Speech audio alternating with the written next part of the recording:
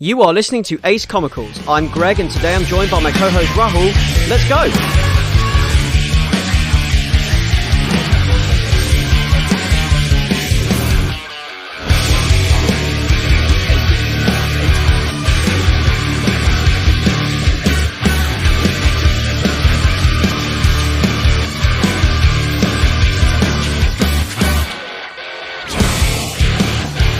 Hello everyone and welcome to episode number 96 of Ace Comicals. Today it is me and Rahul. Hey guys. And we are joined by special guests Nigel and Tazziii of the Mayamada podcast. Hello. Welcome. Welcome Thanks indeed. for having us back. Yeah, welcome back. So last time these guys were here, we talked about Batman: The Long Halloween in sort of like reply to the fact that I did a cast with them about The Dark Knight, the Christopher Nolan movie. So now what we're doing is I've been and talked about Logan, so I'm bringing them back here to talk about a Wolverine story it's my favourite Wolverine story and probably one of my favourite comics ever, actually. And that is the 1991 Weapon X arc, which collects Marvel Presents issues 72 to 84. Now, you might be thinking, hang on a minute, that's over 10 comics, and the book I'm looking at is like paper thin. And that is because Marvel Presents was an anthology series. So when we say it collects issues 72 to 84, it collects 8 pages of each issue between 72 and 84. Not the whole comic, because it had like, you typically got 4 stories in each one, and for each story was 8 pages long, and they each had like a different Marvel character, but the headliner for those particular issues was Wolverine in the Weapon X book. So, I mean, you say that like it's a bad thing, but for me that was a blessing. Yeah, I loved how short this comic was and how like dense and yeah.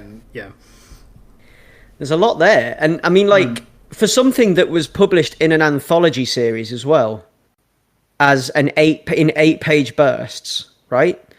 And Marvel Presents Volume 1 is where this kind of like reared its head, or popped its claws, shall we say. And that ran between 1998 and 1995, and it ran bi-weekly. So you could pick this up every 2 weeks from the shop. So imagine being back then, grabbing this every 2 weeks and waiting for the next 8 pages. And like, I actually... I'll come to this in a bit, but when I was reading it, I was actually in my head splitting it into 8-page bursts, just thinking like, wow, like I would never be able to handle that. I don't think I would either. Yeah, I buy comics monthly anyway, but like just getting only 8 pages of this at a time would drive me nuts, because it's just so like, as a single unit, when you read it as a single graphic novel, it just comes together so well and it's so cohesive. But before we get any deeper into that, let's ask people how they are. So we'll start with the guests. So start with Nigel. How have you been? What have you been up to? Oh, what have I been up to? So I've been okay. Definitely feeling better than the last time I was on. Just going through this sort of pandemic-induced thing.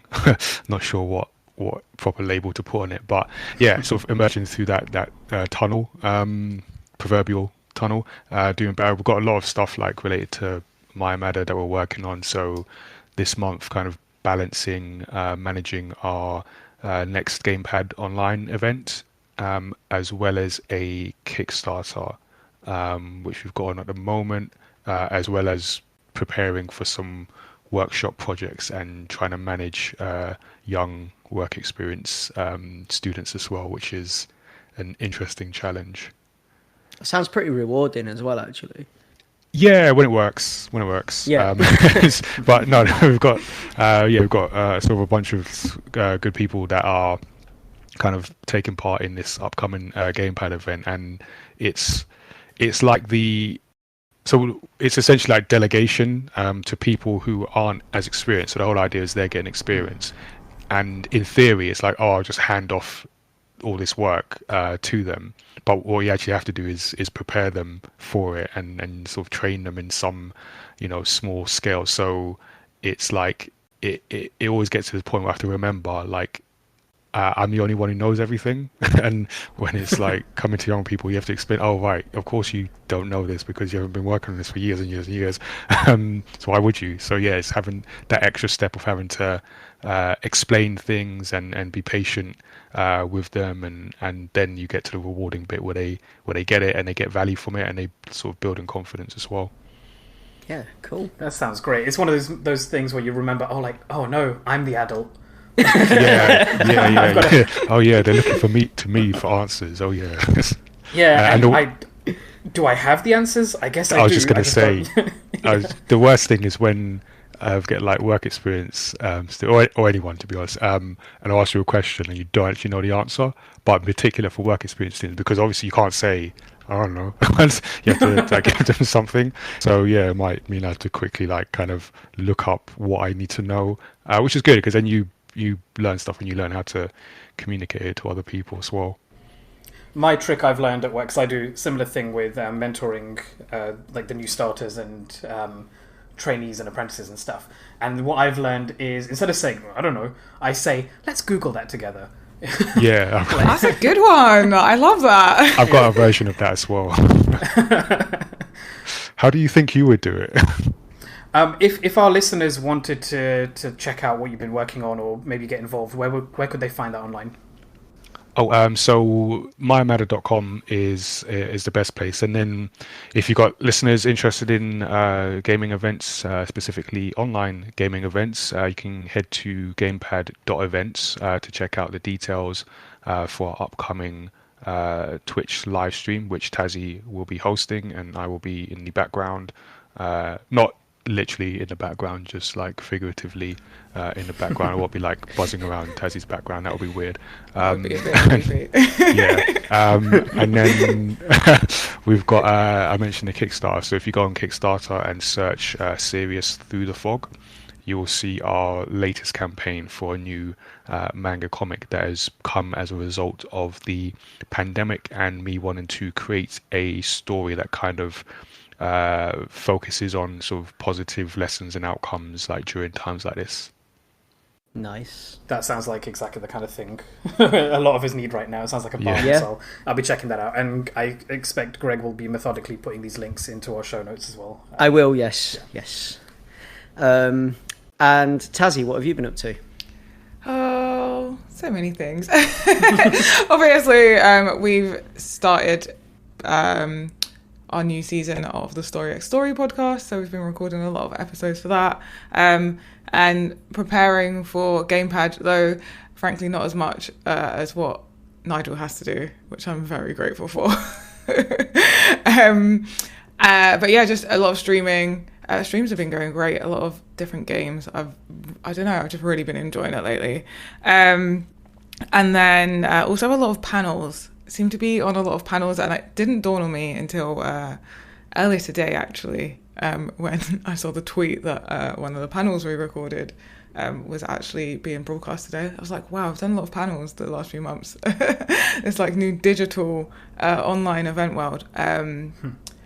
So yeah, and then I actually went to a real life event today as well, which was interesting, at Brands Hatch. So it was all outside and trying to like navigate while like social distancing and stopping people from getting your personal space. Most people are pretty good. But yeah, so it's a bit like playing a racing game, isn't it? You have to find like the perfect line through the crowd and stuff. Yeah, I guess. Yeah, pretty much. Well, I mean, you could just, rip a sick triple impossible over the crowd. I mean, you can if you can get a good enough ramp, you can hit the gap and just, You're gonna have to translate that for the less radical of us. Yeah, so I've been playing a lot of Tony Hawk's Pro Skater. Oh. It all makes sense. Yeah, I've rediscovered 15-year-old Skater Greg. So I actually really want to get that. It's fantastic. It's great. It's so good. Is it very nostalgic? Yes. The soundtrack's great as well. Like, I mean, there's some additions that have been made to the soundtrack, but what you can do is you could, I guess, I've not even looked into the options yet. Can you actually turn songs on and off, Ray? Yes, you can Oh, actually cool. filter by Yeah. specific playlists, so you can have just Tony Hawk's 1 or just Tony Hawk's 2, or mix and match. Can you get rid of specific tracks? You can turn off all the new ones as well. Oh, you can turn Machine Gun Kelly off. That's awesome. Yeah, I don't mind that so- track, but but yeah, I I too have need been to turn playing that off. THPS 1+2, and it's exactly what Greg just said. Like it takes you back to being 15 and like thinking you're cooler than you actually are. Because one thing, Greg, that for me to like spill into what I've been doing lately, when Tony Hawk's was announced, I think back in May or like April time.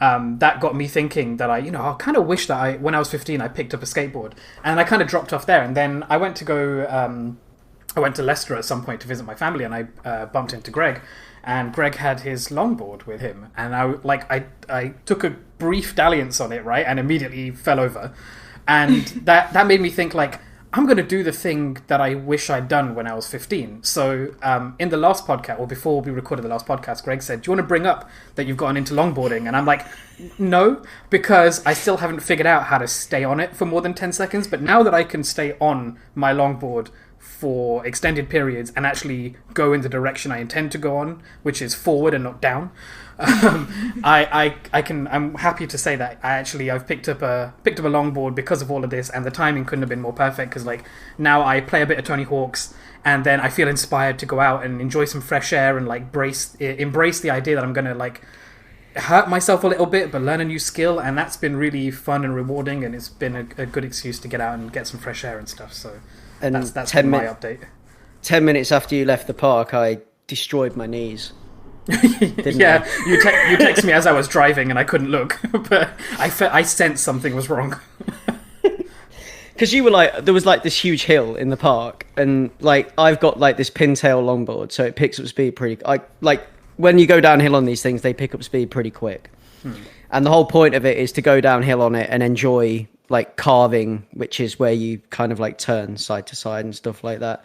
And I was like, okay, so I'm going to go down. I'm going to try this hill, because Ray's like, oh, you can handle that hill. I'm like, can I handle that hill? Because I wanted to give the hill a go. And I didn't know what I was talking about, because I hadn't started practicing at that point. If you ask me now, I'd be like, no, don't brave it, because that looks scary now. But you gave me the confidence to try the hill, so I went and tried the hill. The false confidence. So I went and tried the hill and ended up like completely shredding my knees, and then like I got up and there's like blood streaming down my shins, and this guy's just looking at me. He's like, "Are you all right?" And I'm like, "Yeah." Just grab my board and walk home, But and then you decided to buy some shin pads, right? Some knee pads, yeah. And knee pads, yeah. Which I mean, like I've been commuting to work on it. Oh, nice. So yeah, I've gotten like to the point where I can get to work, and because this was me as well, like deciding I wanted a longboard, probably because of Tony Hawk's. I think it was, right? It must have been. Yeah. Like seeing that trailer and being taken back to it. Yeah. Yeah. And also I saw a lot of, because Sophie watches a lot of like YouTube and TikTok and stuff. And like a lot of this stuff was coming up on her TikTok feed, like people longboarding. So like people doing like longboard dance tricks and stuff and things like that. And I thought that looks pretty cool. And I like the idea of just cruising around town on a longboard. So I'll get a longboard because it's easier than walking. So, and less hassle than a bike. So, I've been commuting to work and back on it. So, yeah, I'm getting used to it, which is cool. Nigel, Tazziii, have either of you guys picked up anything in quarantine where you're like trying to foolishly recapture your youth, like the way me and Greg have? Yeah. Yeah. So similarly, something that I wanted to do when I was like 14, I started learning Japanese. Oh, nice. Go me. Yeah. Literally the reason is so that I can watch anime without needing to read subtitles or watching dubbed. So, one reason only. Other than the fact that it's a cool skill to have. Like, I wanted to have a second language. I'm always very jealous of, like, people that English isn't their first language. Because I feel like when you're from somewhere English speaking, you just get lazy. Yeah. Like there's not as much of like a sort of like need or there's no Or any- incentive to Yeah. to get good at something. Yeah, it's such a. I find myself feeling that way sometimes, and then I feel really guilty for feeling that way. Like, I wish my life was harder and I had to struggle to learn Yeah. something. You know. But yeah, so Japanese, which is sometimes I'm like, this is so easy, and then other days I'm like, this is really difficult. Don't ask me to say anything in Japanese because I'm using Duolingo to learn, but there's no speaking activities. So I try and like repeat the words, but it's mainly just like understanding is where I'm at. Yeah, we're still very like not much. There's just words here and there that I'm getting. As someone who studied Japanese at university for 3 years, I would urge you to go out and find somebody you can speak with, even a little bit, because I feel like that is one of those things where you have to get over the confidence barrier of not wanting to like sound foolish, and that's always been my problem with learning any second language, including my own mother tongue, is like having the fear of saying something wrong and then being laughed at. But like you kind of just have to do it, otherwise, because it makes such a big difference to your progress. So Yeah, yeah. definitely. I feel that's the key for Japanese in particular, because I do remember once upon a time trying to learn some Japanese before going to Japan, and felt like I had a decent handle on it. And I don't think we left the airport, but I spoke to an old Japanese couple, and they were so happy that I had said something in Japanese that they then began to speak to me in Japanese, and that was the moment I realized I do not know Japanese. So yeah, talking to people, it'll tell you where you are, really. Yeah. I've definitely felt that, where like I say the first sentence of a phrase really confidently because I've practiced it for months, and then they go off script, and I'm like, no, that's not the way this conversation is supposed to go. You need to stick to the script. This is not what I learned. This is not a free-form conversation. This is like... Yeah. And then the other thing that I've started to learn, but haven't been as good with practicing, is guitar. Again, I always wanted to learn guitar, or just an instrument in general, and I've kind of like started to pick up different instruments here and there. I used to be able to play the recorder really well, if that counts. Oh, that definitely counts. In primary school. But yeah, so I was like, I don't know, I always like think guitar players are like so cool. And so I started learning it years ago through Rocksmith, the game. Oh, nice. Yeah. Where you plug in a real guitar, for anyone that doesn't know, you plug in a real guitar and it kind of like teaches you how to play. It's like Rock Band, but with a real guitar kind of thing. Yeah, and it's more difficult than Japanese to me, so I get really frustrated because my fingers will not move where I want them to move, and I don't know how they're physically ever going to be able to play chords, but apparently it's a thing, and eventually I will. Just got to keep at it. So that's where I'm at with that. But yeah, hopefully soon I'll be able to like play at least a song. Nice. Somewhere. We'll be expecting a few licks from you the next time you're on. We're going to hold you to it. I should probably pick up Rocksmith. Does it work with bass guitars? Yeah, so you can play lead guitar, bass, or rhythm. And you can switch Awesome. between the three, and it will like just give you different progress on all three, like 3 different saves, kind of. Yeah, that's cool, because I've got a bass guitar that's been sitting there doing nothing for years. So I should probably try to learn to play that again at some point. Yeah, it's great. Literally, all you need is you don't even need the cable. You can do it through mic if you're using it on PC, and it will just pick up the notes on the mic. And then but I think it's better using the real tone cable. Yeah. So, but it's really good. I have to check that out. There's like mini games and everything. You can like play some retro-esque mini games that use the either different chords or different frets. Because I know that word now, and I actually know what it means to like navigate the games. It's pretty cool. See, I always used to get frustrated with bass guitar because the frets are really wide. Because I've got this huge jazz bass, like electric bass guitar, but it's got like really big, massive frets on it, and like I don't have the largest hands in the world, so my hands aren't Donald Trump small, but they're pretty small. So like trying to like stretch my fingers to press like to hold down strings on different frets at each time. Like apparently like you get used to it and your hands stretch out, but it's like it's hard. I think medium-sized hands are like the best hands for guitar because I have really long fingers.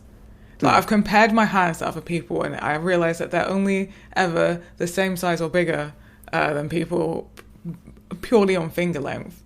And what happens with me is particularly my little finger, but all my fingers kind of like curl in at the end, and where they're so long, it like they just curl back to the start point, so they all end up on the same like fret. It's like how Catch me here just staring at my stubby hand sadly. Could be worse. You could be a T-Rex. That's true. That'd be awesome. Yeah. So it is time to move on to the comic. So as I've already introduced at the beginning of this episode, we are discussing Marvel's 1991 Weapon X arc, which is I want to say it's not the origin of Wolverine, it's an origin of Wolverine. It's like Wolverine's second genesis. And the reason we're picking this up today is kind of like in direct reply to the fact that I went and discussed Logan with the Mayamada guys. So you can go and listen to their Logan cast and in how Logan is an ending and Weapon X is a beginning. And you can actually see when you read Weapon X how that might have informed Logan in some way, with the way that the trauma that Wolverine experiences in Weapon X then informs his behavior throughout, and also informs the way they wrote the Logan character for Logan, I guess. So let's dive in with some first impressions. So guess first. So start with Nigel again. Nigel, what do you reckon? So I was not expecting the story that I read. This was I'm trying to think how to describe it. It was like, it reminded me of, I don't know if you ever, well, you must have watched The Simpsons. If you remember, there was an episode of The Simpsons where Homer takes over for Krusty the Clown for a period of time. And he does this show at a new like restaurant opening, and he hasn't read the script, and there's like their version of the Hamburglar, and Homer basically turns on him. He's like, he's trying to steal the burgers, and he just like beats him and beats him and beats him. And then one of the kids in the crowd just goes like, stop, he's already dead. And that's how I feel about Logan in this. It's like the punishment that this guy goes through is intense. Like I wasn't expecting, because a lot of my sort of image of Wolverine, because when I was younger, I'd watch like the X-Men cartoons were like some of my favorites, and so a lot of my knowledge of Wolverine comes from sort of mainstream TV, and this just added like another layer of depth to that character and made me think about Logan the film a lot differently. I have like way more sympathy for Logan now. It's just like, this guy's been through some stuff, because he is so mistreated in this story. But yeah, I like because it's very focused. Like there's not many locations, there's not many characters. It's very focused and very like brutal in some sense. I really like how it's been put together, and I think we'll go into it a bit more, like how like sort of panels, and particularly like arrangement of speech bubbles has been done to add to that that atmosphere. So yeah, it was a surprising read. Right? I enjoyed the themes and the feelings that it stirred up. Yeah. Tazziii, let's get your first impressions. Where do I add to what Nigel said? Pretty much like very similar impressions, though I did not think about comparing it to that specific episode of The Simpsons. My mind goes in weird places. But yeah, like just it's so cruel. It's so cruel. It's such a good story. But yeah, really, really a very dark. I almost felt like I was reading something from DC because I normally sort of think Marvel tends to be the kind of more light-hearted side of things, and DC is normally the darker sort of. And this totally flipped my opinions. Yeah, Marvel goes to some dark places, especially in the kind of like you've got what they call the Dark Age of comics, which is sort of, I think the Dark Age might have been coming to an end when this came out, but it like you get some pretty raw stuff from Marvel around that kind of time. So you get some pretty bloodthirsty stuff, some like some Punisher, like some of the Punisher stories that were published and that kind of stuff. Like it goes to some pretty dark places. So I'm not entirely surprised that this happened, especially with a character like Wolverine, where his books, like Wolverine books and Wolverine stories, are always a little bit more towards the edge than most other characters. And I think it's because Wolverine is supposed to have the reputation of being a mean, he's the best at what he does, and what he does is, kill people. So that's Wolverine. But yeah. Ray, because I know this will be the first time you've read this as well. This would be the first time I'd ever heard of this. So I think I think Nigel's reference to the Homie the Clown episode is spot on. I'm gonna have to go back and like keep that in mind when I reread this. And Tazzii's point about it feeling more DC-like, I think I agree with both of those things, especially it feeling like what I have in my head as a DC story, having not read a ton of Marvel or a ton of DC. I think the stories that I knew of the Wolverine or Logan have all been informed by things like the movies and I guess the more popular comic stories that I would have picked up along the way. But I think I feel like I knew a portion of what he went through from things like X-Men 2 or X2 and how it's all about Logan going back to Canada and confronting Colonel Stryker and all of that. And I'm not a purist. I'm not someone who gets upset by the films not matching the comic or anything. So I was pleasantly surprised to find that this delved in much more deeply to the trauma that he went through. Because I feel like the comic is split into three main bits. There's a prologue, and then there's a really extended sequence about the bonding of the adamantium to his bones and the development process of turning Logan into the Wolverine. And it's a good half of the comic, I think, right in the center. And I wasn't expecting it to be such a drawn out thing, but I think it's a brilliant move. They focus on so many different specific points of torture and inhumanity. It really gives you a different insight into why he is the way he is, and then also how much it means for him to have come away from that after he met Professor X. So yeah, I really dug this. I thought it was a better focused Logan story than Old Man Logan was. I think I've been on record on this podcast saying that I didn't like Old Man Logan that much. I like the fact, I realized afterwards it's a retroactive origin story, if I'm not mistaken. So they hadn't really cemented an idea of how Logan became the Wolverine until this story. Am I right or wrong on that, Greg? Yeah. So this is kind of this is the first time they showed it. Right.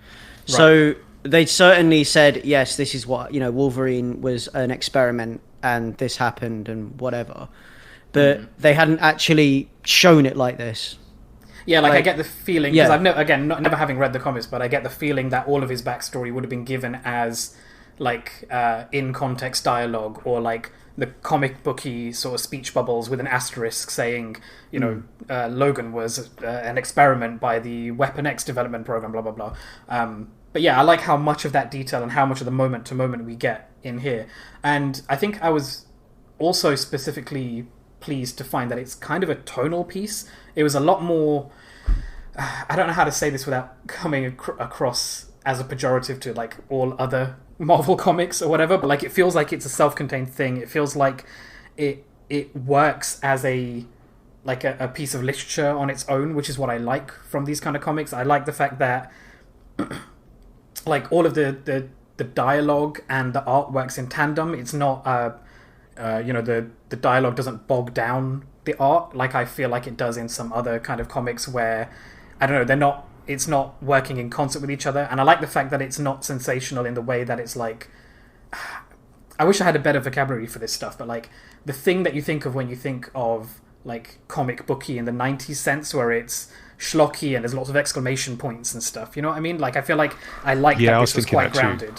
It almost to me felt like, so if you have someone who's not into comics and maybe has a perception of comics as like just for kids, this is something like for me that it breaks that. And that's not to say, like you said, it's not to say like everything else is bad. It's just like I feel I could show this to someone who maybe has a sort of more negative view of comics, and they'll go, "Oh, I didn't know comics could do this. This is not what I expected."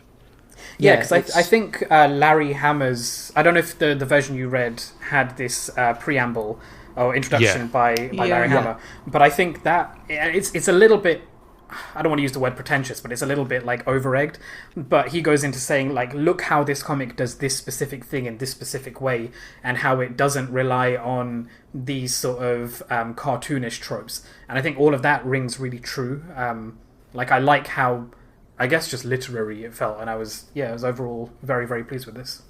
Yeah, it's more like a sci-fi horror than a superhero origin story. Which it's definitely like a body horror movie. Yeah, which is what I kind of really dug about it, and I don't know. It just, for me, it just cements the character of Wolverine. And after reading it like, because I read this a long time ago, the first time I read this, but like after reading this, and then going back through and reading other Wolverine stories again, or looking at Wolverine in other stories and things like that, and just how this informs the way you then look at Wolverine going forward, which is something Nigel touched on when he was talking about his first impressions of it, but how this ripples out, informs and changes your perception of Wolverine and gives you kind of like some context for some of his behavior. And just in the way it is very DC, in places, I can feel that myself. Like, it's very of the time as well. So 1991, you can imagine a 1991 Batman story having a similar kind of opening where he's, when he's the first few pages where he's staying at the Prophecy, and you've got him like swimming in pills and alcohol, trying to get away from the fact that he's a mutant, because he's a man at odds with his own nature at that point. And what the Weapon X program actually does is frees him from that. So yes, it's harrowing and painful and everything else, but what they do is they strip away the humanity and they free him from that, and out of the other end comes the adamantium boned berserker that we know today. And it is like the birth of a berserker. Like, it's just all kind of like hot red spray and war drums. It's just that's what I get when I read it. I can hear distant war drums. There's fire on the horizon, and we're just in the battlefield with Logan. The battlefield that is Logan's life. Like, his whole life is just one big fight. And this is where things sort of like, this is where you can trace it back to. I mean, like, this isn't, because there's another origin story that was published, which is kind of like the true origin of Wolverine, which is when he was born as a sickly child in colonial Canada, and then grew up and his mutant powers manifested and things like that. And like, because Logan's old, right? So this man is like, he's already hundreds of years old by this point, maybe 100 and something years old by this point. And he's just been like wandering around, just drifting, basically just trying to hide who he is. And then this happens, and they take all his memories away from him as well. So this is Logan getting reborn, basically losing his memories, reborn as what we know him today as the Wolverine with the steel claws and everything else. But I think the adamantium claws, even, sorry. Yeah, but onto that point, I think I like how this comic doesn't trade in the cliches or all of the things that you know about Wolverine from all the other media. Like, even having read this, decades and decades after they made the movies, which obviously, make allusions to all the comics for the decades that I haven't read them in there. Like, I'm still getting something from this which isn't, like I said, isn't trading in the cliche, isn't trading in like the bullet point version of what Wolverine is to the general audience. It's very cool. Should we go into the actual plot and give, I guess, can we start moving into spoiler territory for this? Yeah, of course, yeah. So, I mean, like, obviously this is your warning now, because we're going to talk about this pretty deep and we're going to go through the plot and everything else. So if you haven't read it, this is your chance to go and read it and then come back and listen to us. But yeah, let's dive in. So the plot is Logan is down on his luck. He's a down and out drifter. He's sort of like going from bedsit to bedsit, drinking, getting into fights. I think he's in the special forces at that point anyway, isn't he? I think from one of the documents we see early on that he was either kicked out or left the military. Yeah, for his behaviour. So he's a veteran, basically, is the impression we get. And he's going to the gun, the firing range and things like that. And he's got this aggression that he can't seem to get away from it. This kind of like urge to hurt, and this animalistic urge that just kind of like rises up in him that he can't seem to escape, no matter how much he tries to drown it out or sate it in some way, like going to a firing range, doing something violent, getting into fights every night at the bar, and he is abducted by some shady characters who have a real hard time taking him down. Eventually manage to take him down, and they bring him to the Canadian wilderness, to the Weapon X facility, where the humanity is stripped from him. He undergoes a kind of rebirth. They line his bones with adamantium. Well, before we get too deep into that bit, all the things that happen at the military base, can we discuss the prologue and all the events leading up to him waking up on that table? Yeah, we can discuss the prologue. Let's go for it. So, where do you want to start, Ray? Well, right at the beginning. Like, I wanted to say how disorienting this setup is. And at first, I was like a little bit irritated by it, because the very first thing that I noticed about it was the panels are not in the order you expect them in. The dialogue isn't occurring in the spaces you would expect them to come in. And then it took me like 3 or 4 pages to realize I was meant to be tracking 3 or 4 different principal characters, which is Logan himself, the professor, who we don't actually find out their name, but apparently does have one in later comics or something, and one of the scientists, which is Dr. Cornelius, I think, and like the professor's recruitment of these people who are now going to be very influential in the things that happen to Logan once he gets captured.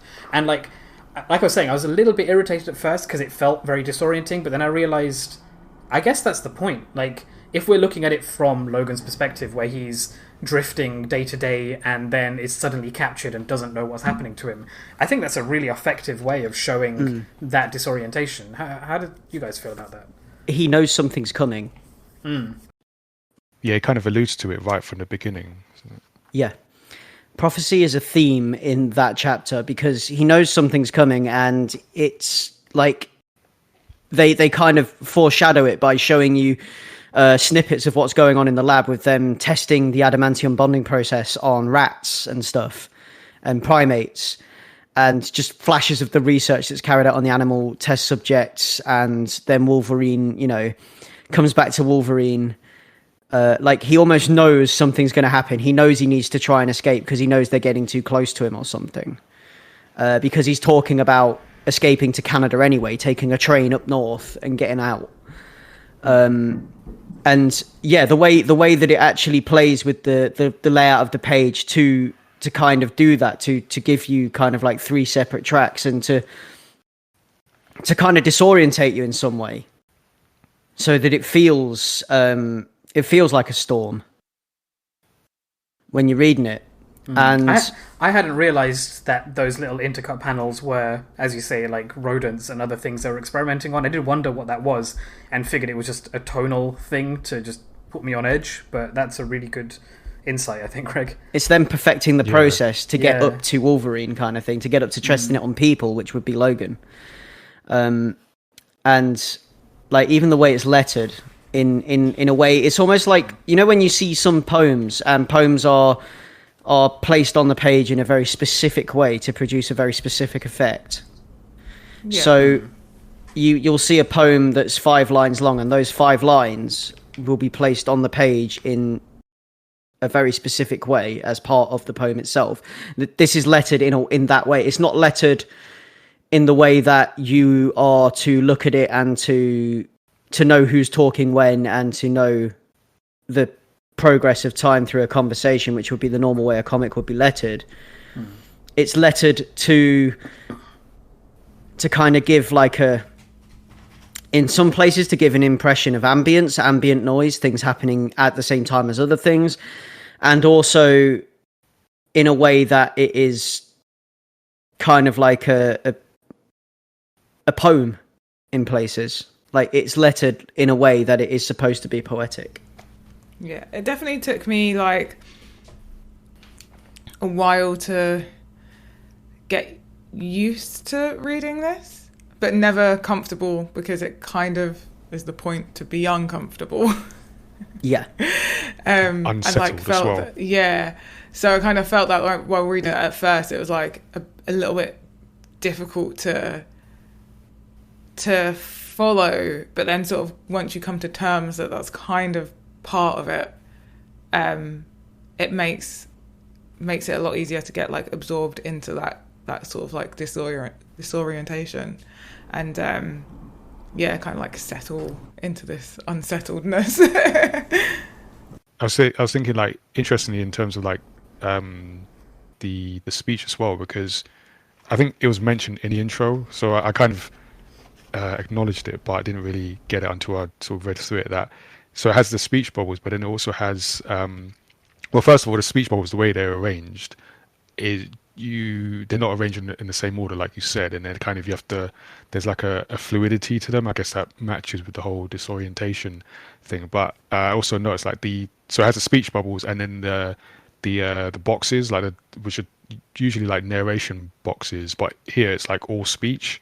So it kind of gives you that someone's talking, but you don't see where they're talking from or who they are, or where they are specifically. So that kind of adds to that, like, well, what's going on, like who's this person speaking, just giving that added confusion, I guess. So I also found it somewhat hard to follow, but then there was a point, I don't know where, but you kind of get used to it, and it's sort of it clicks in. But definitely like the way the boxes are arranged, and just it forces you to sort of, I guess, in a way, pay attention, because there were points where I had to reread pages just to make sure I had the right flow, like I was actually going from the right panel, to make sure I knew what was going on.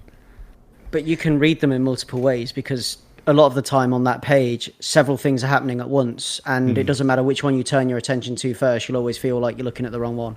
Yeah. And it's supposed to feel like that. And you've got like some of the narration boxes and things like what you were saying there, where it's like you're not sure who it's coming from or where it's coming from. It's like the perspective that this book gives you is all from the perspective of the scientist.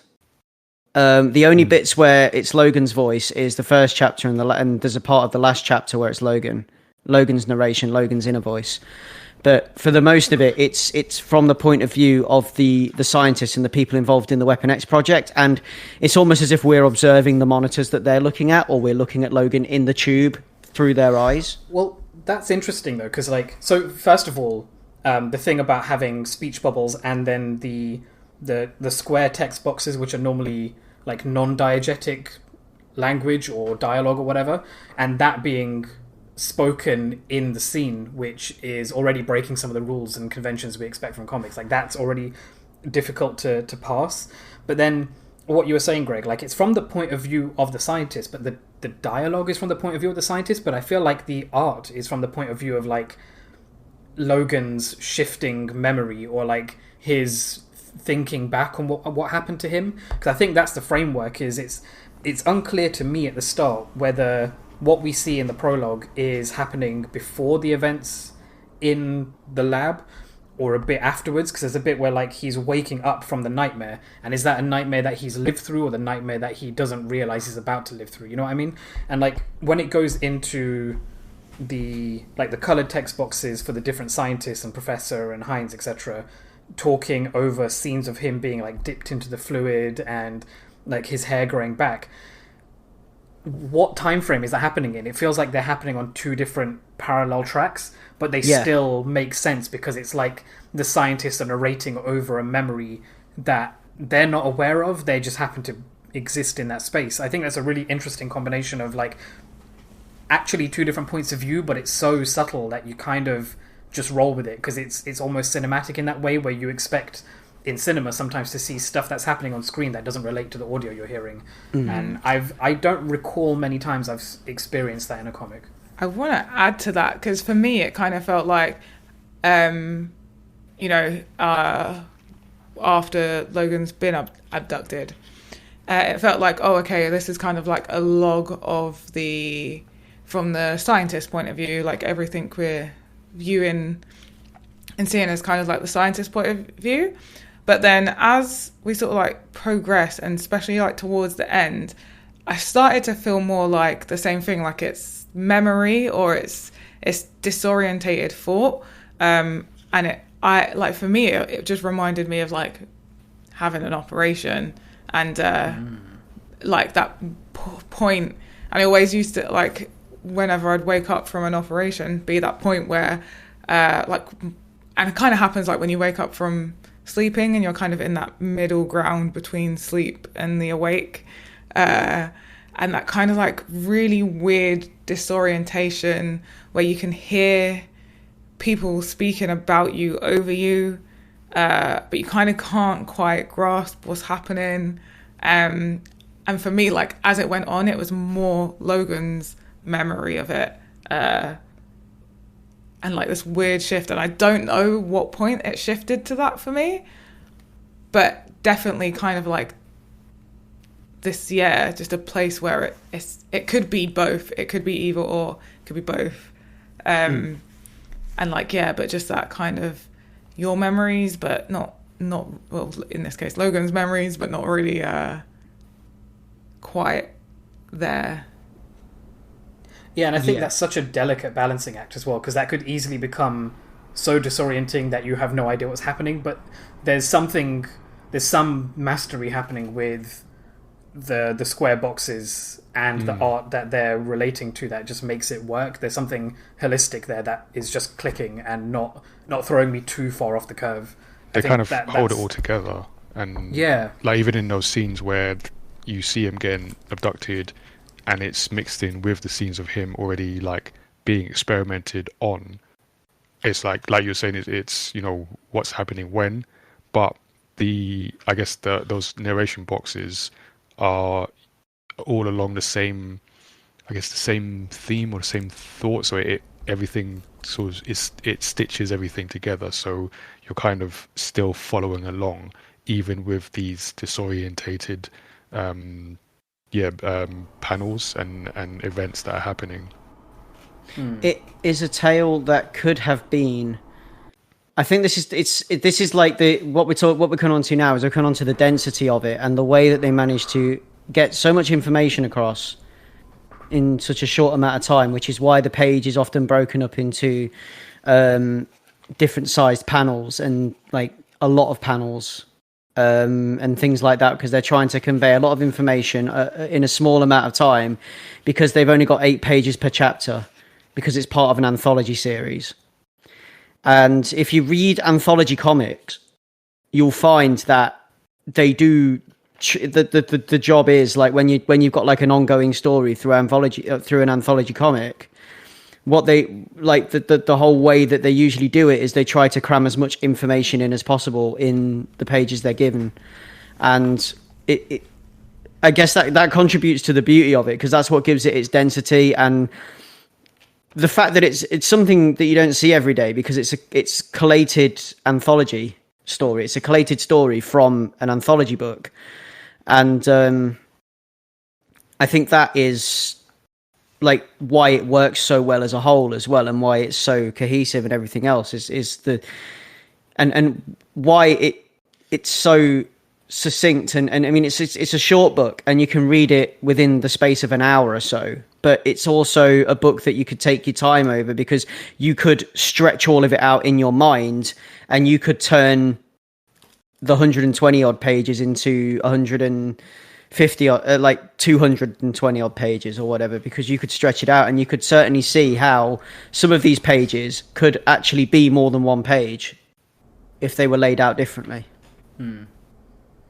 But to that thing, I mean, you know how much I hate like textual exposition in my comics, because I want to be delivered like a picture story from my comics.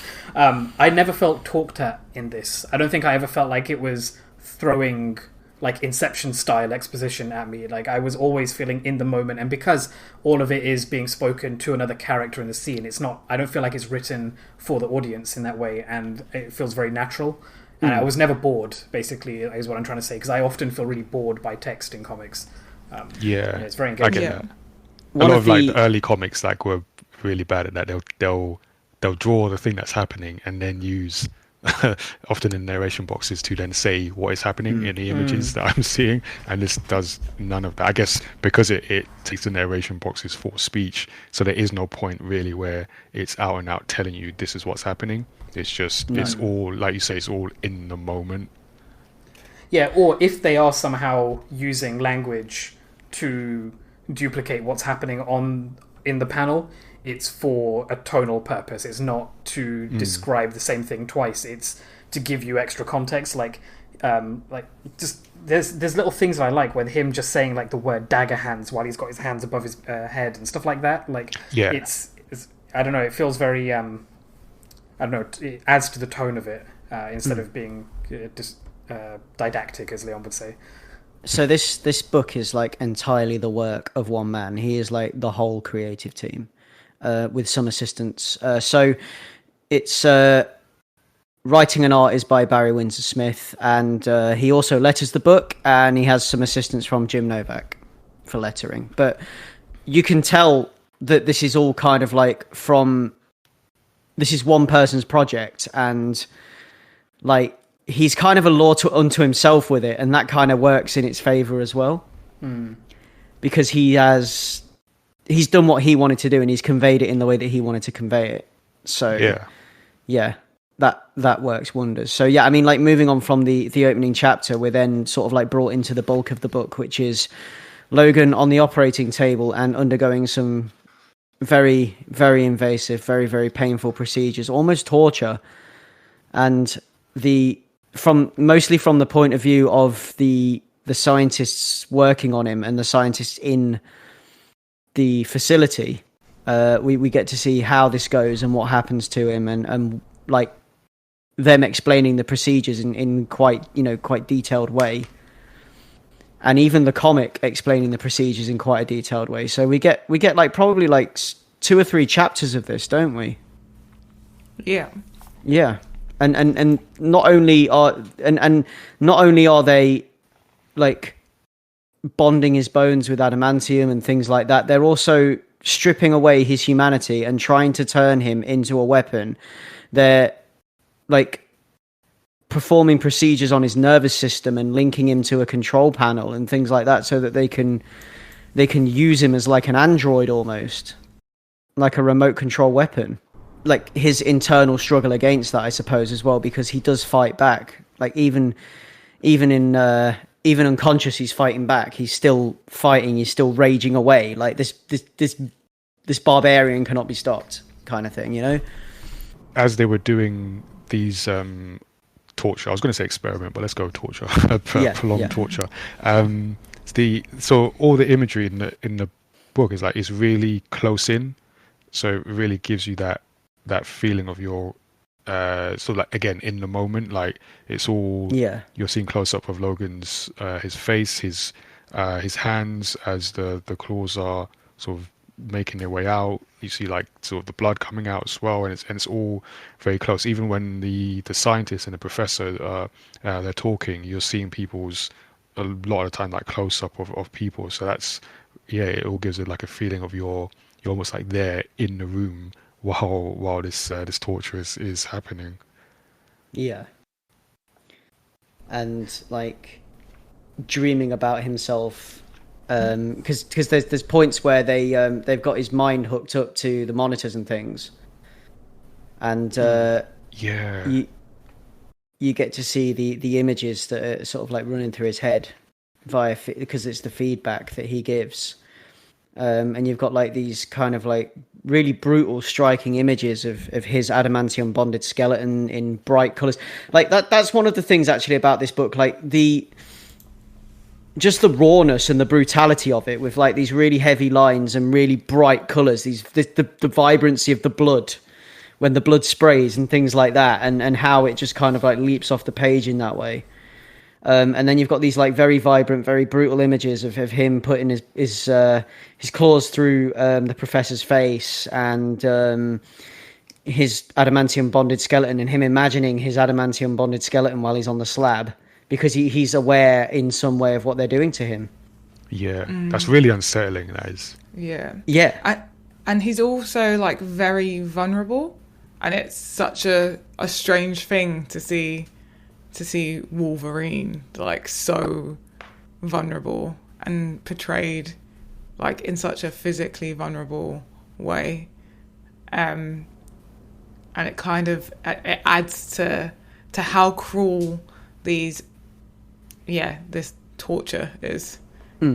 Yeah, and I really wasn't expecting such vivid depictions of pain in this. Like, there's a couple of scenes or a couple of pages where, as you were saying, Greg, you get to see into like Logan's mindscape while he's going under this process, and there's a bit where like, I don't know, there's these like sinewy sort of spider bones ejecting from his head, and like, what have you done to me, and like pain, and like I really wasn't expecting this level of body horror. I thought maybe the invasive body horror, but I wasn't expecting like the metamorphosis kind of body horror, which isn't actually what ends up happening to him. It's more a representation of the physical pain he's going through. I thought that was really vivid and honestly quite upsetting, because it's so horrific as well. And like the points you guys were making about whether it's torture or prestige or whatever, I think it's interesting that what he's going through isn't intended as torture, because the professor has a point. He's got some benefactors who are asking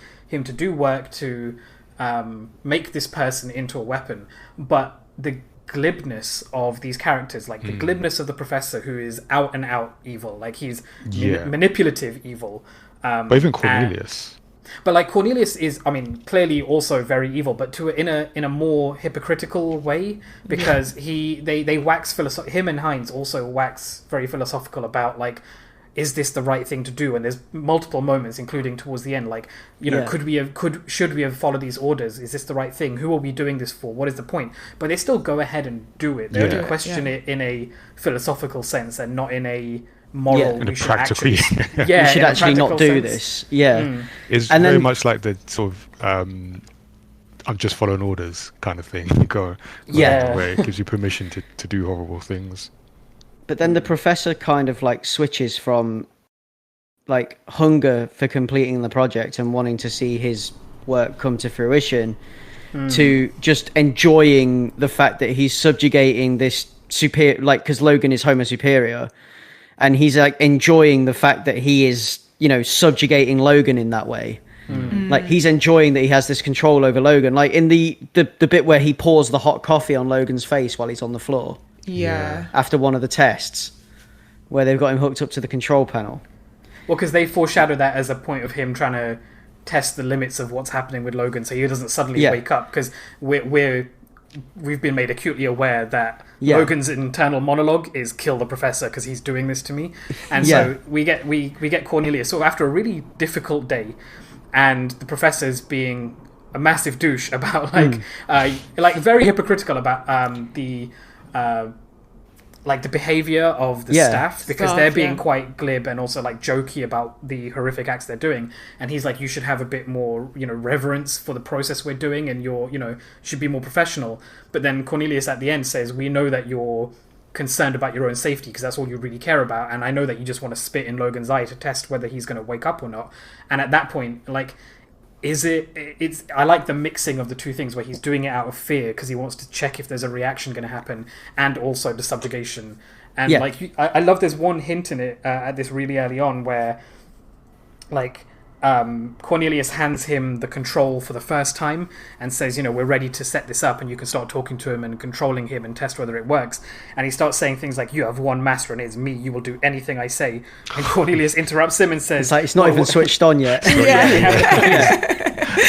Yeah, that was a strangely like comical moment in this horrible like procedure. But we get multiple moments of like that kind of characterization, which I wouldn't expect from this, because from such a short work where there's a density to the characters of like actually having some personality. And yeah, there's some very deft moments there. The professor kind of has this this grand image of himself. He's got like delusions of grandeur. And he even talks in that way, like, it is I, the professor, kind of thing. And he's like very, you know, and he wants to be in charge, and he believes himself the smartest man in the room wherever he goes. But a lot of the time he's getting shown up that he's not the smartest man in the room. Like, there's times where he's trying to operate a console and he doesn't know what he's doing and he fucks up. And the other guys are like looking at him like, you know, I could have shown you how to do that, but you wouldn't let me because you wanted to be the smartest man in the room, kind of thing. And he's got this real kind of like, he ends up coming off a fool a lot of times. Even down to like his designs not being used or not being exactly how he designed it, and they're like, well, you know, we had to make it work, kind of thing. And he's just so infuriated that it's just not exactly the idea that he had, but you know, they had to make it function, and his way just wasn't functionable.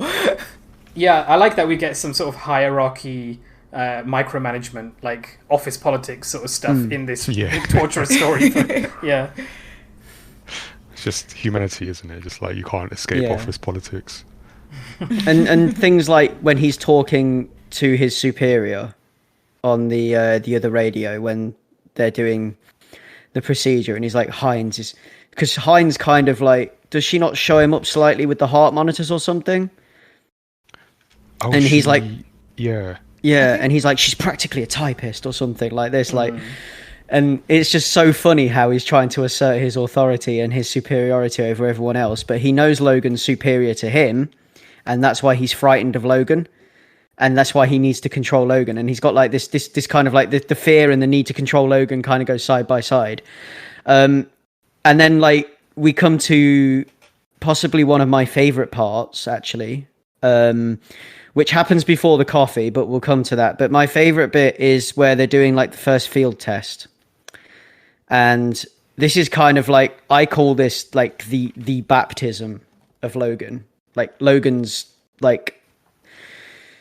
violent baptism, like the kind of like the baptism of the berserker, as it were, where they put him out in the snow and make him fight the wolves. And that is probably one of my favorite sections of the book, because it's just, that is like the whole of this book, like all the raw brutality in this book distilled into one sequence of pages right there. Logan covered in sheep's blood fighting wolves, like just apex predators tearing chunks out of each other. And that is like everything, the brutality of this book all distilled into one. And then we get these raw close-up images of the inside of his arms with the adamantium bonded to the bone and everything, like almost like they're studying and explaining this apex predator in a David Attenborough-esque way. I was thinking that. Yeah, and that's like my favorite section of the book, and what that represents, and then him being left to sleep in his own gore. by the they just leave professor him because out. because the professor's frightened of him. The professor leaves him out. Like there's some weird point that he's trying to make by letting him sit in his own viscera. It's and like everyone else is kind of like, are you sure? I think we should probably bring him in. It's like, no. He'll toughen him up. He'll make him. Yeah, we'll toughen him up. It's weird because I think it goes beyond fear, Greg. I think there's like, because you know how you were saying like David Attenborough. There's a bit where all of this violence is happening, and you know that it's Professor talking because the boxes are green, and he's like, look at that, the perfect synthesis of human trabecular, blah blah blah. He's like pontificating about like how beautiful this horror show is.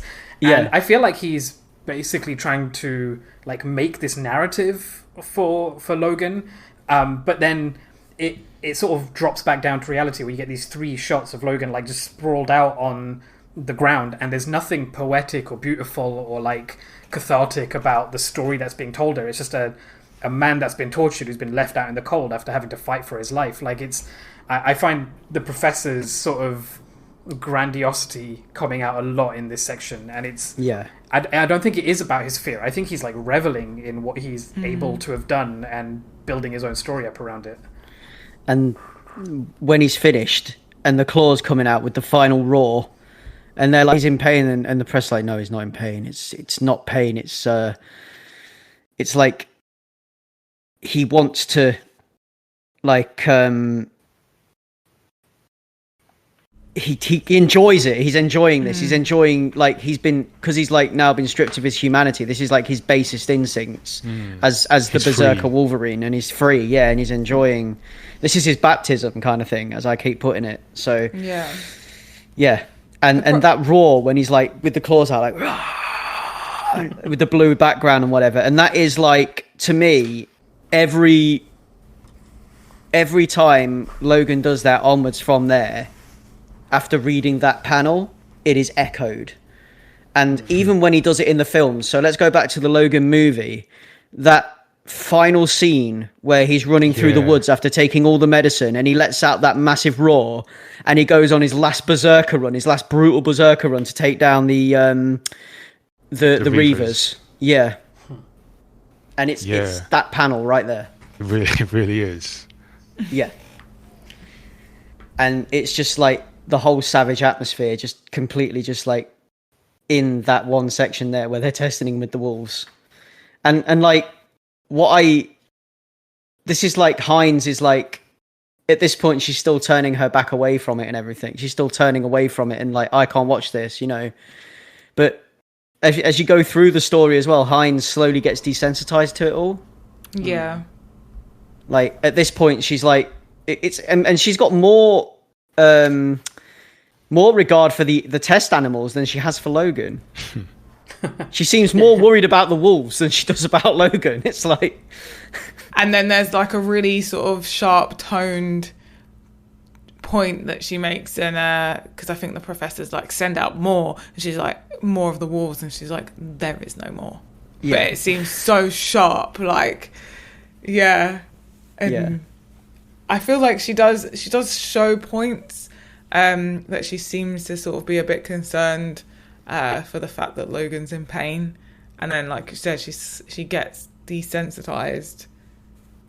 But I feel like she still often comments on it throughout the whole of it. She's constantly the one to comment on, like, and you've got to remember, pain, like, calls him Logan still over Weapon X. You've got to remember, like, back in 1991, there were you wouldn't have had a superhero origin story like this. This was probably the first thing of its kind. I mean, now when we read comics, we're used to getting kind of like prestige stories that kind of play with the format, and they play with, like, this is like, I mean, published by Marvel, and because there's always been indies and stuff, but I mean, like, published by Marvel and DC Comics that play with the format and play with the genre and everything else. They play with genre, they play with format, and they play with the way that they display it all on the page, and they play with the way that they tell the stories about the characters that are already so well established. And, you know, like, they play with the formula, and at this point, this was something that was like brand new because of the way it plays with the formula, because it's a Wolverine, because it's not the Wolverine you would have known. It's really not. This is like something else entirely. It's like Rahul calls it. It's like a body horror slasher movie type thing that just like that is relentlessly violent, which at the time this would not be something that you know, this would not be Wolverine. This would have been really jarring if you'd have read Wolverine comics or X-Men comics and then come onto this because you're like, oh, another Wolverine story. This would have been really jarring, I think. Yeah, I can imagine it. Do you have a idea of how like it was received when it first came out? I actually don't. I'm going to admit that I don't. It's the only thing that I know about it is that it must have been pretty well received because it got printed in a trade pretty quickly after that.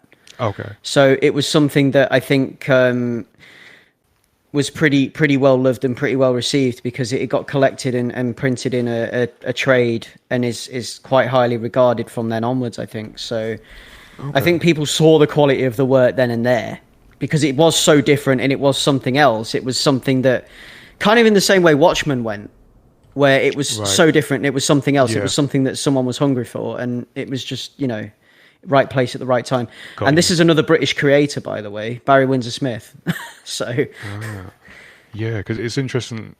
I was just thinking, like, because when we were talking about Logan film on a podcast, and we were talking about like adaptations. I know this isn't an adaptation, but in terms of like changing or playing around with what you expect from a certain character.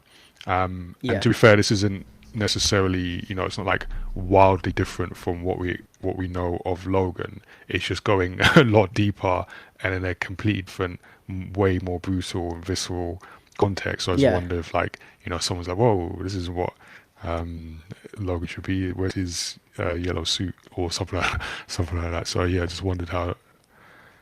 Yeah, I mean, if you think about the way this story is told through this book, and if you think about how because it's got shades of Frankenstein's monster as well, but like if you think about this and then you think about how like maybe other superhero origin tales that you've read that are more that don't play with the formula as much, that don't play with the formula as much, and that have like the whole kind of like there would have been a way to tell this story and keep it more superhero-y. Yeah. There would have been a way they could have told it. It's like deep down in the Canadian tundra, there's a secret laboratory. Housed within this laboratory are scientists working to create the perfect weapon. Blah blah blah. You know, like and it would have been just like, you know, some like guys in white lab coats, just like and Logan would have been completely heavily sedated. There'd have been no pain, nothing, and this would have been something that he consented to as a soldier or something like that. There'd be a scene where he signed the papers. Yeah, and he would have come out of the other end of it as this like hyper, you know, secret agent for Canada or something. This agent of whatever, you know, and he would have like. But yeah, there was a way they could have told this in a really superhero-y way, and this ain't it. So this for me is like it, because we had this idea of Wolverine as like he's almost a werewolf that doesn't transform, because when Wolverine flips and goes full Wolverine, as it were, when the claws come out and he just loses all sense of when he sees red, and he loses all sense of who or what until the killing's done. This kind of like taps into and isolates that animalistic rage that Wolverine experiences when that happens, and then spreads it out in 8-page bursts, which I really like. So moving on from like because we get to the point now where so we're through the testing and they're just making tweaks to the equipment and things, and then there's more very painful sounding surgery. There's the whole point where they have him on the table and they're opening his arm up and they're keeping him semi-conscious. They're keeping him floating while they're doing what they're doing to him. And like he starts shaking and they're like, okay, we need to up the phenobarbital so that he stops shaking. Can we stop him from shaking? You know, and things like that, because he can actually feel what they're doing to him while they've got him on the table. And then after that, we've got the escape sequence where Logan escapes, but does he actually escape? Just a little bit before that, I just wanted to touch on like the idea of how this project escalates, because like you have the test with the wolves, and then the professor reveals that he had more requirements that aren't being fulfilled, like the range of the remote control and stuff like that. So they just decide to add more shit to him. Like they just bolt on more stuff. They give him a helmet, and they give him like all these 90s retro tech, and his cables coming off. But he's still naked. And he has to lug around the battery, and like, which slows him down. But the more power and range is so necessary. Let's hang a battery that looks like a ghost trap in a place where it's not going to get us in trouble for having to draw that particular part of his anatomy. But I do love this one splash page we get of him like slumped on a chair covered in wires and stuff, and like it's just how it's comical and really sad at the same time. Like just this guy who's got all this crap attached to him, and I don't know, there's something that really touched me about that just one page where he looks quite serene in some ways, but when it's a really warm day and you have to go into the attic to get like that one cable, and you have to dive through all the other cables to get to that one cable, and it's a really warm day and you have to go into the attic. And that's the aftermath. Trying to find an HDMI cable. You got to get naked to go into the attic. It's a really warm day. Fair enough. But no, that's what I got in my head from that. Like this whole thing of him like diving through a pile of controllers looking for that one Mega Drive pad, and just like giving up halfway, just like covered in them, like slung over his shoulder and things like that. It's like I'm just gonna bring it all out and sort it out later. Yeah. All his old Ghostbusters toys attached to him. That's what it is. It's a bunch of ghost traps. Yeah. Yeah, and that helmet is the thing they put on Lewis Tully in Ghostbusters, where they're like trying to monitor his brainwaves. But yeah, then they go out and make him fight a bear, which I thought was just absurd, but also like really, really frightening, because that bear looks really scary. Yeah. So he goes and fights the bear, and then after that they put... Is this where the coffee thing is after that? It is, isn't it, after the bear? It's in that area, yeah. Yeah. Oh, no, is it before the bear? Perhaps just before, but yeah. Yeah, because that's when they upgrade the controls and things, and then they test it out, and he fucks up, and everyone laughs at him, and he doesn't like that everyone's laughing at him, and then he pours coffee on Logan's face to try and like get a rise out of him, and also because he's, like, look at this, I can do this to you, and you're this savage killing machine, and you can't do anything about the fact that I'm doing this. Yeah. Doesn't he get attacked as well? Or because doesn't he get like Logan lashes out at him or something? That's towards the beginning. Yeah. Oh, is that that's okay? When they first are like breaking, like they've broken down his memories and stuff, and they're like rebuilding. Because he holds that grudge like all the way through. Yeah. Oh yeah. Yeah. And then he gets to realize that grudge because he escapes. But it's and it's really cathartic to read that bit of Logan getting his own back on everyone.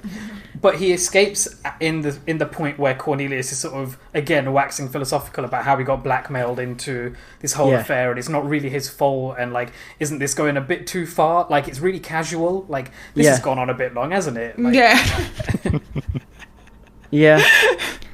And we realised that he hasn't actually escaped. They just played that sequence in his mind to kind of like overcome the last barrier, which was his thirst for revenge for what they've done to him. So they gave him that memory to kind of like sate him so they could control him. But then at the end, he actually escapes. Well, how did you guys feel about this sequence? Because it's been a while since I've been like tricked by like this sort of fake out escape in a while. Nigel, I heard you say that you were disappointed. Was that about this sequence?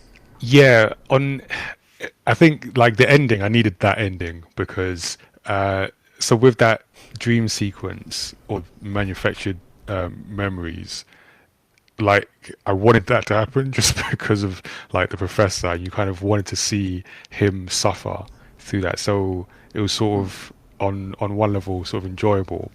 And then when it turned out like they had sort of implanted those memories, I was disappointed on like he didn't get his vengeance, but also on a like it's never, well, it's not always a good thing in stories to go, oh, it's just a dream. So I was kind of a bit wary at that point. Oh, what, are they just like negating this whole kind of arc that they just went on that made sense in a sense. So I feel that's why they needed to have him escape at the end. So at least in our minds we can, because even if they didn't show what happened, but in our minds we can fill in those gaps and at least get that that closure at the end. Because it's a really long sequence as well. Yeah. The whole him escaping and then fighting all of these guards, and then you get to see how the professor betrays Hines and like tosses her into the pit when he starts. Like, there's a lot happens. Like, it's really dense. He starts lobbing nuclear material at him, and then he comes out and he's set on fire, and all X, Y, Z. All of this stuff happens. And then, sorry, go ahead. I was just going to say, it just like escalated so quickly that I was so surprised that I got hoodwinked.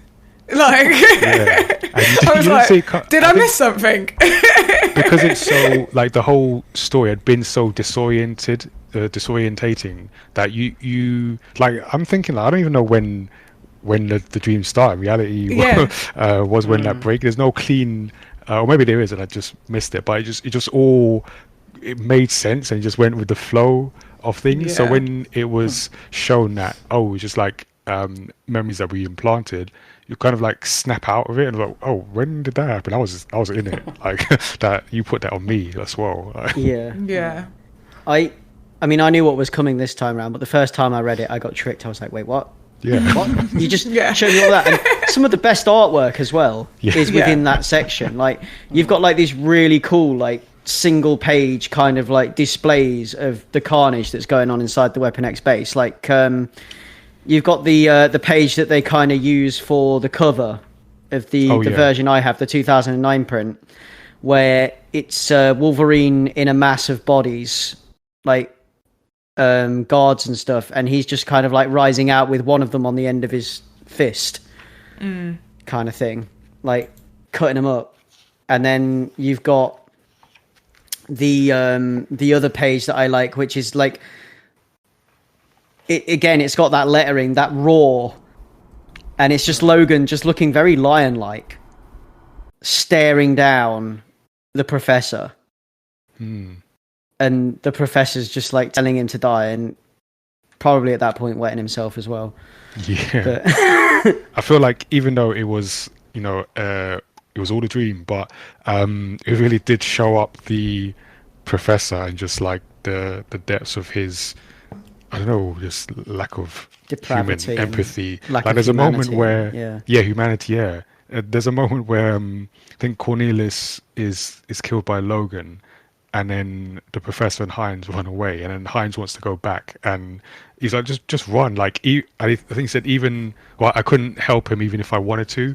I'm like, wow, this guy, like, there's no limit. Yeah, it was like, you don't even want to. Wow. Like, you didn't even need to say that. Like, I understood. Just run, because what can we do? But he just added, like, even if I wanted to, like, we couldn't go back. Like, he just wanted to make sure you knew that he does not care. I do not want to help this guy. He also calls Hines a stupid woman literally just a second before he says, I couldn't even help him. Like, he goes, the thing I don't like, the worst. He's awful. This is one of those fridge logic moments which makes me think after the fact, like, did they program in all this behavior from real world scenarios? Because did the professor program in this narrative of him being an absolute douche? Like, why would he put that there to be seen on screen? Like, him having one hand chopped off and then having that other hand chopped off, like, or was it all natural from Logan's perspective? I feel like it's part of Logan's perspective, like acting out what he wants to do, and also Cornelius. But then we get some really interesting character moments, which I guess aren't valid. They're not actually based. I mean, it's one of those annoying nitpicky things that I kind of hate myself for even bringing up. But it's more like I'm interested in what I'm supposed to believe about these characters based on like what point of view is the narrative being thrown in from. Because the moments do check out, like it tracks that that a professor would be like that. But then, like you say, because it's not real. Is that real character building moment? What am I to make of that? I like to think of the catharsis point we get at the end, where we see his 3 claws come through the thing, and we don't actually see what happens next.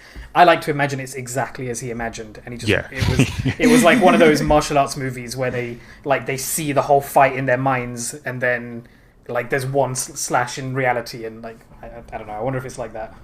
And then that is like the sort of like after that sequence, we're treated to kind of like this kind of like warped sequence that's going on in Logan's mind, where it's kind of like the final seal is broken and the beast is now loose, and he's just kind of like warping and changing into this beast as he's like running and trying to run from whatever. And then you've got like the 3 panels of the tiger and the chain breaking, then him busting through the fence, and then he's out there fighting a tiger. Yeah. And it was kind of like the final thing they had to break was that was like the final part of his humanity being stripped away. But actually, what this book actually, because the most human character is Logan, and by the end of it, he's the most inhuman. But he's only made inhuman by the true monster, which is the professor. Yeah. And the whole thing, it's got like that kind of like Frankenstein's monster thing going on. And I think they also highlight Logan's humanity in the fabricated sequence in his mind where he doesn't kill Hines. And it was like, and then they highlighted a bit later on to say that he only kills for vengeance. What was it? Oh, like those who are attacking or threatening him. Yeah, threat or hunger. Yeah, he wouldn't have killed Cornelius if he didn't fire the gun, if the professor didn't punch him in the back of the head. Yeah. And Hines is also really open about how she can't stand pain, and he's like, I get it, Yeah, I feel that. Yeah. Oh, really, you can't stand pain, honestly, right? No, yeah, it's great how they go through that, and how it's like these. I honestly feel like that dream sequence was programmed by Cornelius, because I think Cornelius has the kind of like the way Cornelius's dialogue goes and the way he is as a character throughout this book. I feel like Cornelius. I guess he doesn't hide it, does it? No, yeah, he's like I feel like he would be the one that would be like, okay, you douchebag, let's see how you like this when I do this to you. In Logan's memories, like he's done that to the professor on purpose, because that's him getting his revenge as well, because he hates his boss, kind of thing, And I think there's a point just before I think maybe this might be the like turning point from like the reality into that dream sequence. But Hines and Cornelius are having that conversation about it, that like, their philosophical, is this right moment? And they kind of say, but we should help him as well, right? And then I feel like that's when we go into the dream sequence, but who knows? Because they got it really well there. That's a really good point. Like, let me have one moment of making myself look good before we dive into this. And it's like, well, is that sort of where they, I don't know, program the professor to be like extra douchey? It's that extra level. I would. Yeah. Yeah, that's the point right there. And then in his final escape sequence, like I really love how the color palette changes. We get this like baby blue and pink like sequences, which then transform into like pink on black, and then transform into like yellow on black, and it's just, the final. Yeah. Oh yeah. The escape. what Greg was saying, the animalistic escape, like where he's in dialogue with his animal self, because it's the first time we get him. We get his speech bubbles back, and then we get the dashed speech bubbles as well, where he's questioning his own self. Yeah. And that whole sequence where it's like it almost becomes a poem again, where it's like he's describing having to try and escape this personality, maybe, or even running to embrace it. Like it's not quite clear whether he's running from that emotion or towards it, because that's what's going to give him freedom. Like, I think that's a really I don't know, just really affecting. I feel like those bits where it's blue, the panels where it's blue and you've got the pink on blue, where it's kind of like hyper vivid and whatever, like highlighted, that to me feels like a very anime thing to do. Like, that feels like something I've seen used in anime.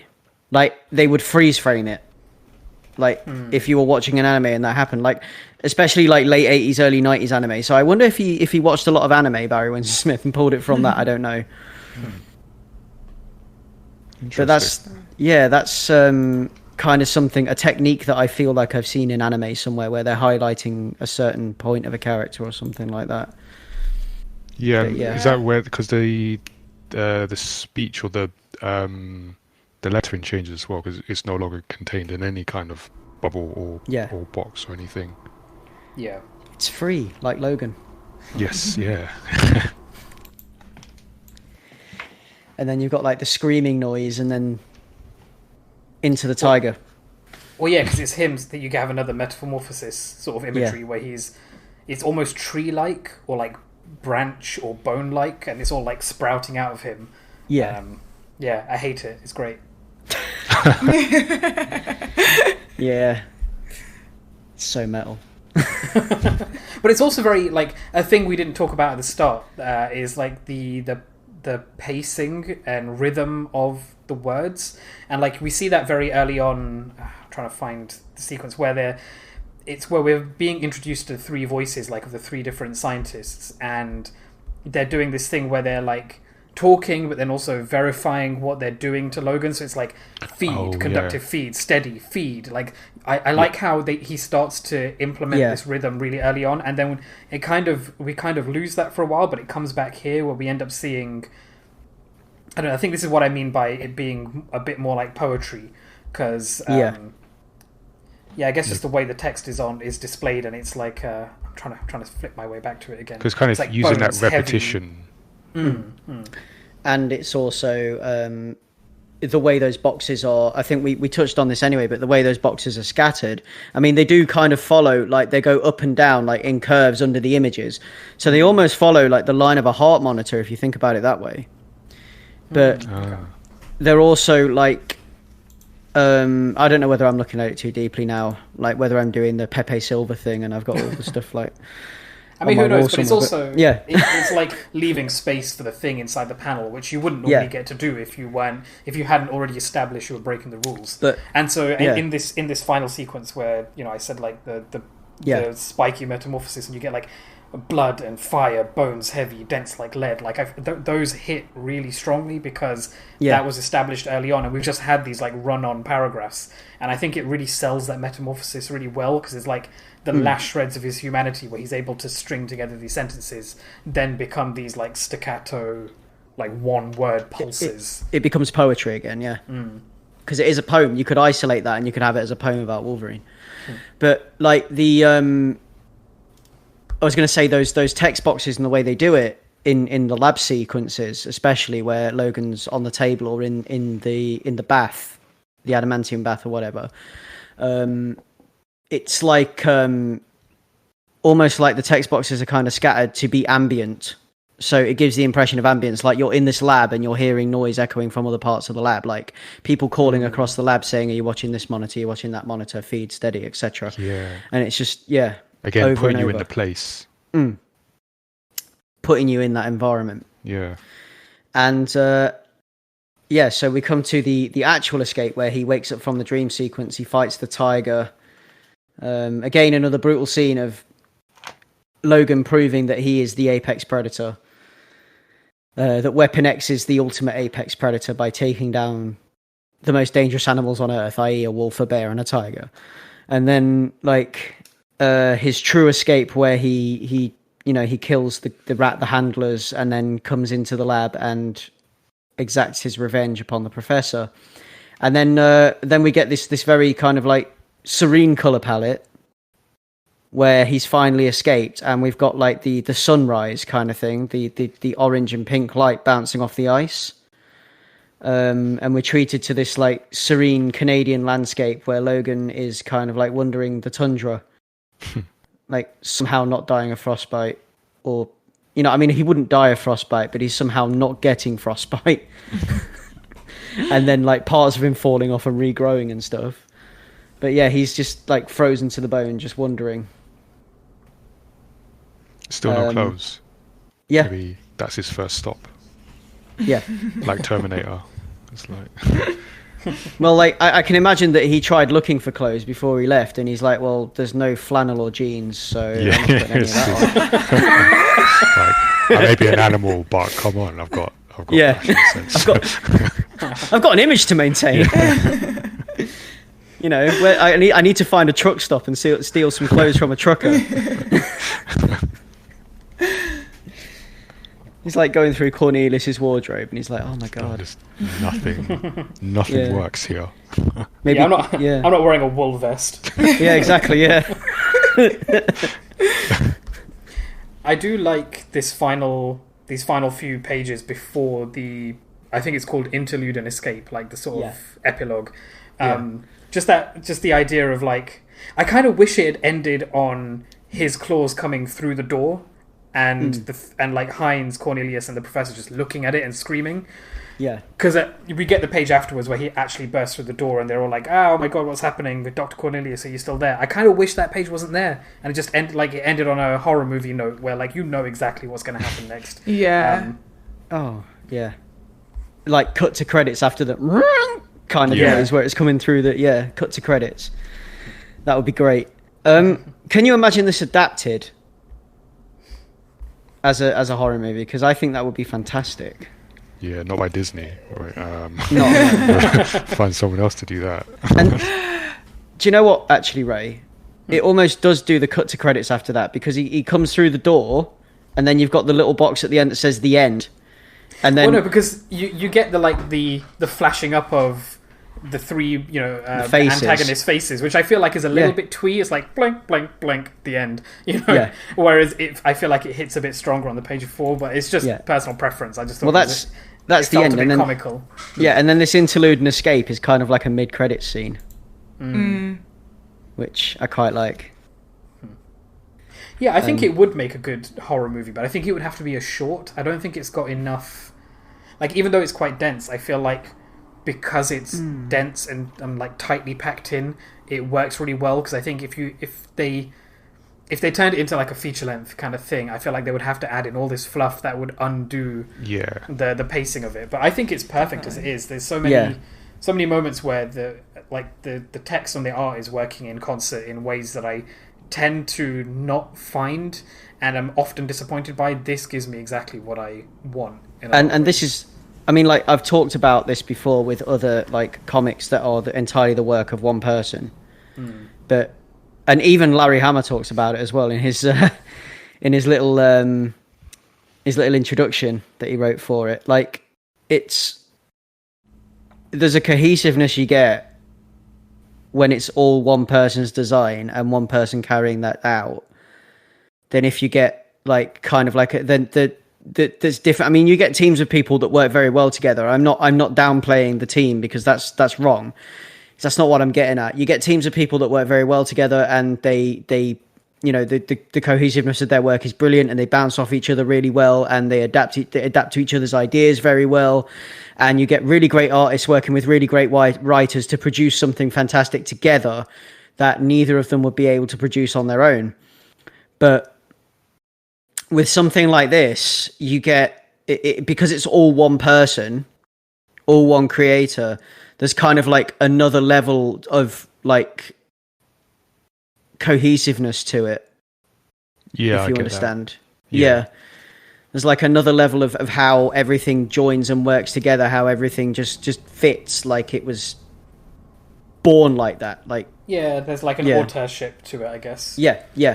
Like a singular vision. Yeah, a singular vision, which is what makes it work really well as a book.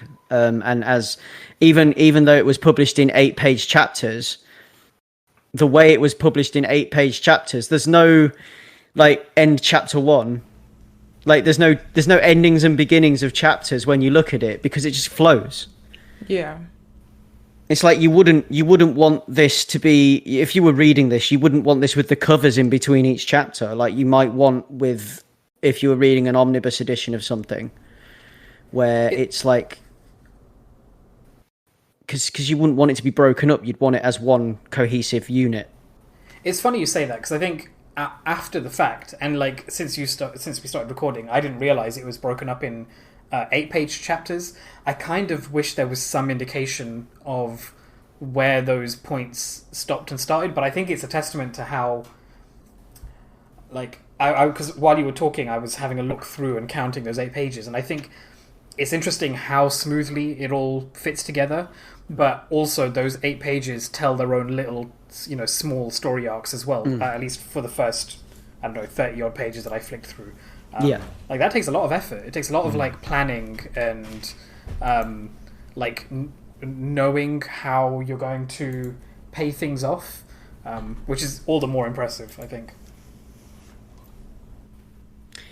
Yeah.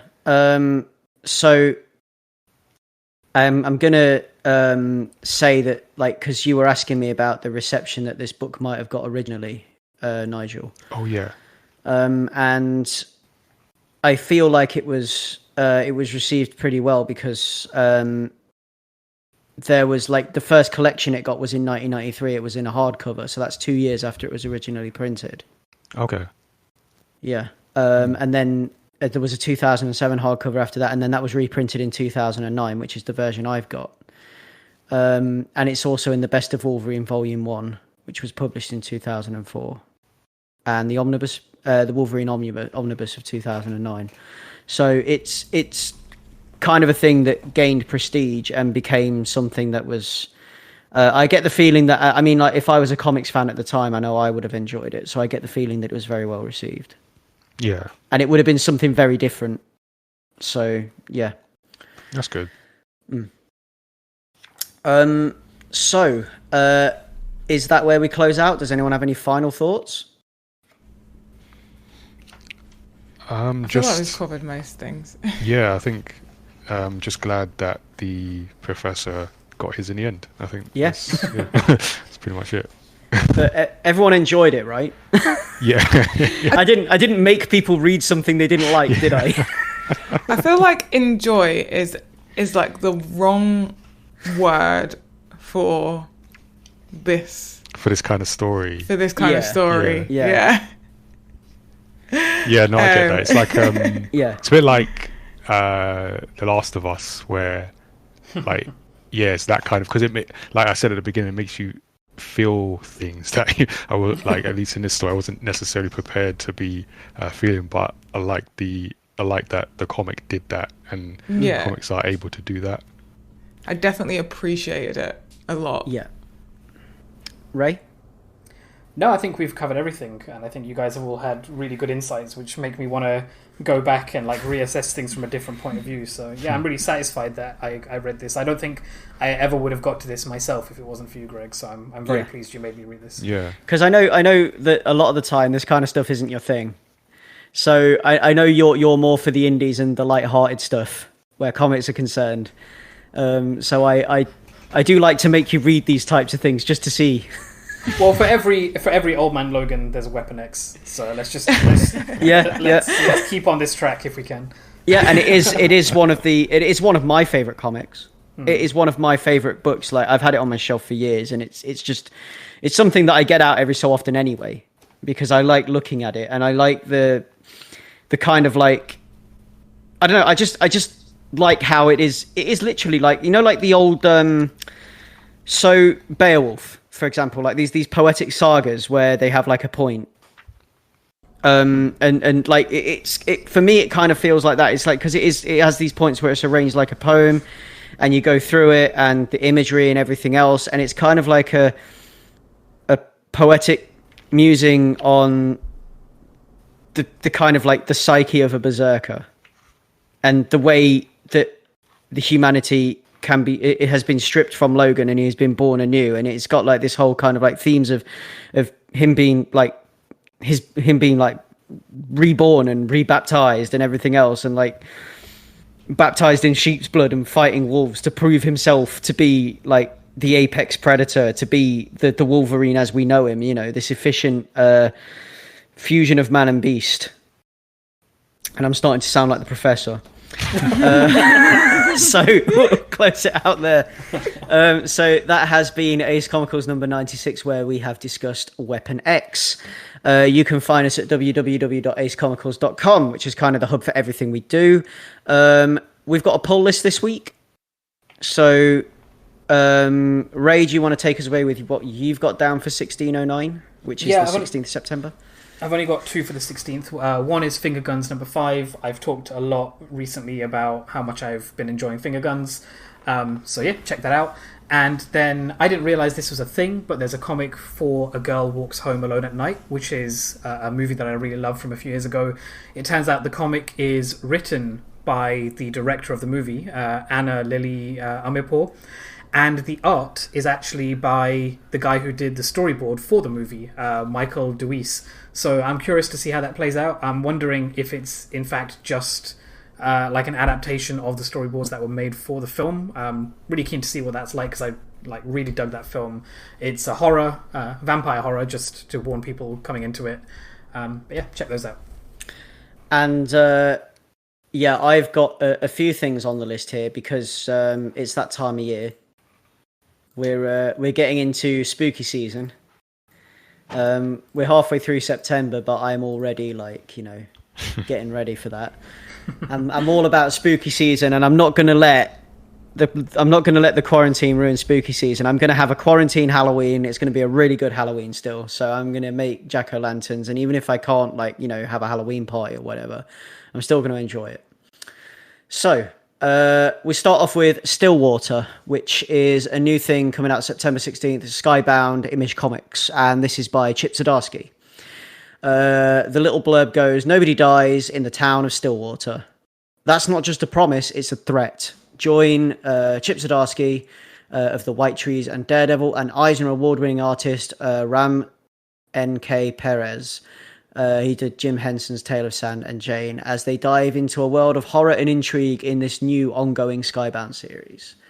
So that's going to be a little bit of horror. We've got some nice artwork for it with, you've got like the town, and then below the town you've got roots that come to a heart, and then the heart is kind of like over that you've got like superimposed like a woman holding a child, but she's a skeleton, and the heart is in the right place when she's over the top of it, like overlaid, and it just all looks pretty fantastic.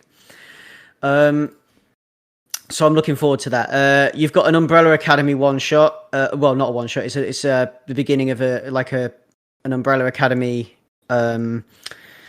side series, if you will. So You Look Like Death: Tales from the Umbrella Academy number 1. And this is the first Umbrella Academy spin-off series, which is the words that I was looking for. When the 18-year-old Seance gets himself kicked out of the Umbrella Academy and his allowance discontinued by Hargreaves, he takes to a place where his ghoulish talents will be appreciated. After a magical high on a vampire drug lord's stash, Klaus needs help and doesn't have his siblings there to save him. So this is Klaus as an 18-year-old teenager, which sounds fairly interesting because I like Klaus. He's probably my favourite character from the Umbrella Academy, actually. We've got Heavy number 1. This is kind of like the Punisher, but in the afterlife, and this is something that is on Vault Comics. So Bill may be dead, but he's got a job to do. Welcome to the Big Wait, where folks who don't quite make the cut go to work off their debt. Everyone in the wait's got a job. Bill is a heavy whose job is policing the multiverse, making sure bad eggs get what's coming to them. He's on track to earn his climb and reunite with the woman he loves, until he meets his new partner, the worst dude of all time. So he's basically the Punisher. All also supposedly, according to this, a lot like the Preacher. So I'm looking forward to that, like Afterlife Punisher, like trying to work off his debt in purgatory to get to heaven, which sounds pretty cool. And then the last one for the 16th of September is a book called 100 Wolves. So this sort of like caught my eye. Again, another Vault Comics title. The 100 Wolves are bloody-handed terrors of the steppe. Andrei and Oksana have left the Cossack band to raise their daughter on a farm they hold from the noble Count Ostoja. But the raiding life isn't done with them. Both the 100 Wolves and the couple's new liege lord wish to employ their deadly skills, and neither will take no for an answer. From celebrated author Mike Cole of the Sacred Throne trilogy and the Shadow Ops trilogy, and venerable artist Tony Atkins of Fables, Hellblazer, and Wonder Woman, comes a story of war and family, blending historical fiction with a touch of fantasy. So this is like, these guys are a family, and they've left a band of Cossacks to go live as simple farmers. But the Cossacks want them back, and the Lord wants to use them as assassins or something, and it sounds pretty crazy, so I'm into that. And then the 23rd of September, we've got Juggernaut now getting his own ongoing series, so Juggernaut number 1. We've got the beginning of the X-Men event, X of Swords, which is like a big X-Men crossover thing. I'm not going to go into that too deeply. We've got a book called An Unkindness of Ravens. Now this looks kind of interesting because this is like, so this is a witchy thing. So not all the witches burned during the Salem witch trials, and the ones that survived did so together, protecting the ancient secrets entrusted to them for generations. They now call themselves the Ravens. Yeah, so this is kind of like a story about witches, about kind of like teenagers by the looks of it, teenage witches, sort of like living at school, kind of like, you know, like in a coven and whatever, and it sounds kind of interesting, so I'm into the idea of that. And then we've also got a book called The Autumnal, which I've been looking forward to, which is so if you remember last year we talked about the Vault Comics doing the horror comics.